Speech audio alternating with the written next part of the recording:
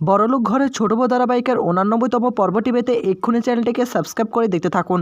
শুরুতে আমরা দেখতে পারবো সকলে আশীর্বাদ শেষ করে বাড়িতে ফিরে আসে। পল্টু তখন পারুকে বলে, আমার অনুমতি না নিয়ে তুমি সকলের সঙ্গে আশীর্বাদের দিন সেখানে গিয়েছো, তাই আমি তোমাকে আজকে সকলের মাঝে বলে দিলাম আমি আর তোমাকে এই বাড়িতে রাখবো না। তুমি আমার বউ হয়ে আমার কোনো অনুমতি নিলে না, বাড়ির অন্যান্য বউদের সঙ্গে তুমি চলে গেলে, তাই আমি এই সিদ্ধান্ত নিতে বাধ্য হচ্ছি। পারু একথা শোনার পর ভীষণ রকম কান্নায় ভেঙে পড়ে। আর পারু তখন পল্টুর কাছে হাত জোর করে ক্ষমা চায়। এমন ভুল সে দ্বিতীয়বার আর কখনো করবে না। পল্টু তখন বলে, তোমার কোনো ক্ষমা হবে না। তখনই অহনা বলে ওঠে, পল্টু দাদা এখানে ভুল কোথায়? ভুল তো কোথাও দেখতে পাচ্ছি না। পল্টু তখন বলে, আমরা স্বামী স্ত্রী কথা বলছি, তার মধ্যে তুমি কেন কথা বলতে আসছো? হ্যাঁ, আরেকবার কথা বললে কিন্তু খুব খারাপ হয়ে যাবে।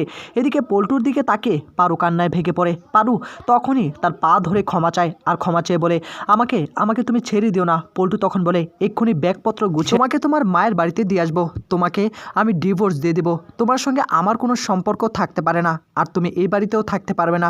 এ কথাগুলো শোনার পর তখনই পিসিমণি তো ভীষণ রকম খুশি হয়ে যায়। পিসিমণি তখন পারুর দিকে তাকিয়ে বলে, একদম ঠিক কাজ করেছে পল্টু, তুই একদম ঠিক কাজ করেছিস। যে মেয়ে তোর কথা শোনে না তার সঙ্গে সম্পর্ক রাখার কী দরকার, সম্পর্ক শেষ করে দে।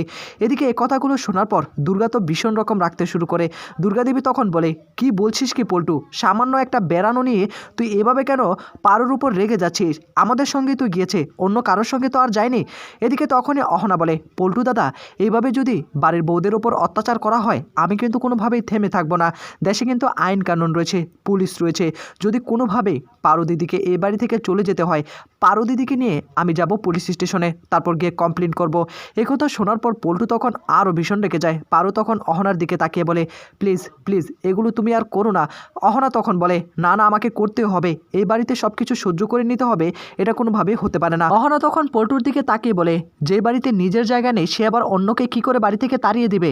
আর হ্যাঁ পারু দিদিকে কি বাজার থেকে আনা হয়েছে নাকি যে যখন খুশি তাকে ফেলে দেওয়া হবে? এভাবে কোনো কিছু আমি সহ্য করব না। এই বাড়িটা হলো আমার শ্বশুরের তৈরি করা বাড়ি। এই বাড়িতে পল্টু দাদা তুমিও কিন্তু অন্যের বাড়িতে রয়েছো, এটা ভুলে গেলে কিন্তু চলবে না। এই কথাগুলো শোনার পর দুর্গাদেবী ভীষণ খুশি হয়ে যায় যে তার ছোট বউ এতদিন পর হুঙ্কার দিয়ে কথা বলছে। পিসিমণি তখন বলে, কি বলছেটা কি? হ্যাঁ বড় বৌদি, তোমার সামনে আমাদেরকে অপমান করে কথা বলছে, তুমি কিছু বলবে না নাকি? পল্টু তখন অহনার দিকে তাকিয়ে বলে, আমাদের মাঝখানে কথা বলতে আসলে খুব খারাপ হয়ে যাবে।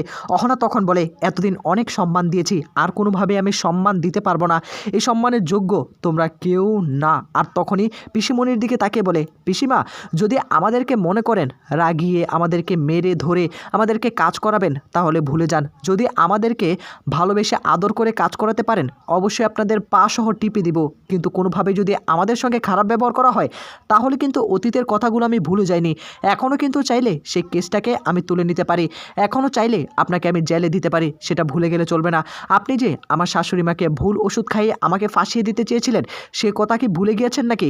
এদিকে তখনই দুর্গাদেবী পিসিমণিকে বলে, ঠাকুরজি এতদিন মুখ বন্ধ করেছিলাম, আর কোনোভাবেই মুখ বন্ধ করে থাকতে পারবো না। হ্যাঁ, আমার ছোটো বউ যেটা বলেছে এ বাড়ি তো আমার হাজব্যান্ডের করা, তাই তোমরা এই বাড়িতে আশ্রয় হিসাবে রয়েছো সেটা আমি বলবো না, কিন্তু তোমরা যদি কোনোভাবে মেজ বউকে এই বাড়ি থেকে তাড়িয়ে দেওয়ার চেষ্টা করো তাহলে আমার চেয়ে খারাপ কেউ হবে না। অহনা তখন খুশি হয়ে যায়।